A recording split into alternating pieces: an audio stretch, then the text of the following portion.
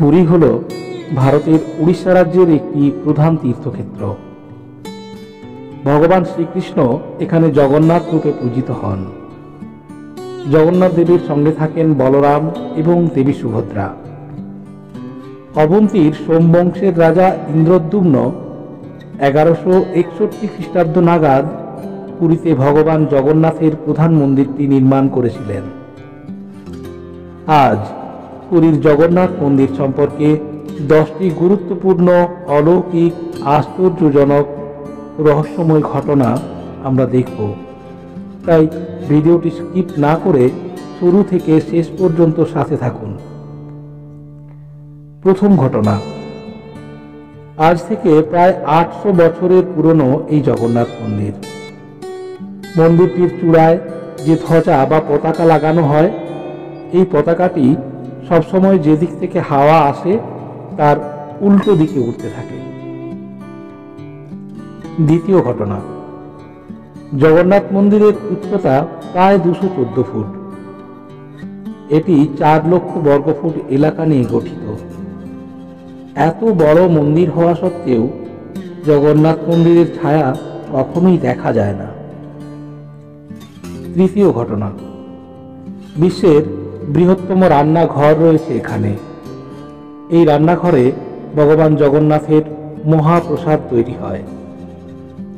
মাটির উনুনে কাঠের আঁচে পরপর 7টি হাঁড়ি চাপিয়ে রান্না করা হয় মহাপ্রসাদ। সবার উপরে যে হাঁড়িটি থাকে ওটাতেই সবার প্রথম রান্না সম্পন্ন হয়। চতুর্থ ঘটনা। জগন্নাথ মন্দিরের খুবই সামনে রয়েছে সমুদ্র। মন্দির প্রবেশের দরজা পর্যন্ত সমুদ্রের গর্জন শোনা যায়, কিন্তু মন্দিরের ভেতরে গেলে আর সমুদ্রের গর্জন শোনা যায় না। কথিত আছে দেবী সুভদ্রা নাকি চেয়েছিলেন মন্দিরের ভেতরে যেন সবসময় শান্তি বিরাজ করে। পঞ্চম ঘটনা। এত বিশাল জগন্নাথ মন্দিরের উপর দিয়ে একটিও পাখি নাকি উড়ে যায় না। পাখিরা কখনোই মন্দিরের চূড়ায় বসে না।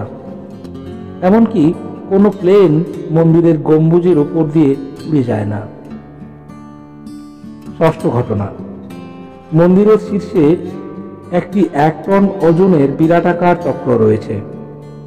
এটিকে ভাগ্যচক্র বলা হয়ে থাকে। পুরীর যে কোনো উচ্চতা থেকে এই চক্রকে দেখলে মনে হয় যেন তার দিকেই মুখ করে রয়েছে। সপ্তম ঘটনা। পুরীর জগন্নাথ দেবের মন্দির দর্শনে প্রতিদিন লক্ষ লক্ষ মানুষের আগমন হয়।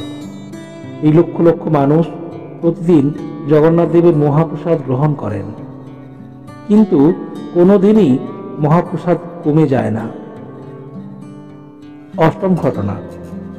ভগবান জগন্নাথ দেবকে 5টি পর্যায়ে মহাপ্রসাদ পরিবেশন করা হয়। এই প্রসাদে 56টি সুস্বাদু ধরনের খাবার থাকে। মহাপ্রসাদ জগন্নাথ দেবকে নিবেদন করার পর এই প্রসাদের মধ্যে এক স্বর্গীয় স্বাদ তৈরি হয়। নবম ঘটনা। প্রতি 8 বছর, 12 বছর এবং 19 বছর অন্তর ভগবান জগন্নাথ, বলরাম ও সুভদ্রা দেবীর বিগ্রহ পরিবর্তন করা হয়। খুবই গোপনীয়তার সঙ্গে বিগ্রহ পরিবর্তনের কর্ম সম্পন্ন করা হয়। সকলের অজান্তেই 21 দিন ধরে গাছ কাটা হয় ও বিগ্রহ তৈরি শুরু হয়। দশম ঘটনা। মূর্তি বদল করার সময় প্রধান পুরোহিতের চোখ বাঁধা থাকে। গোটা শহর এই সময় বিদ্যুৎ বিচ্ছিন্ন করে দেওয়া হয়। এই মূর্তি বদল প্রক্রিয়া আজ পর্যন্ত কেউই নিজের চোখে দেখেনি। আজ এই পর্যন্তই। ভিডিওটি শেষ পর্যন্ত দেখার জন্য ধন্যবাদ। এই ভিডিওটি আপনার কেমন লেগেছে তা অবশ্যই কমেন্ট করে জানাবেন। ভিডিওটি ভালো লেগে থাকলে আপনার কাছে একটা অনুরোধ, নিয়মিত এই রকম সব ভিডিও দেখার জন্য একটি লাইক দিয়ে চ্যানেলটি সাবস্ক্রাইব করে দেবেন। ভালো থাকবেন, সুস্থ থাকবেন।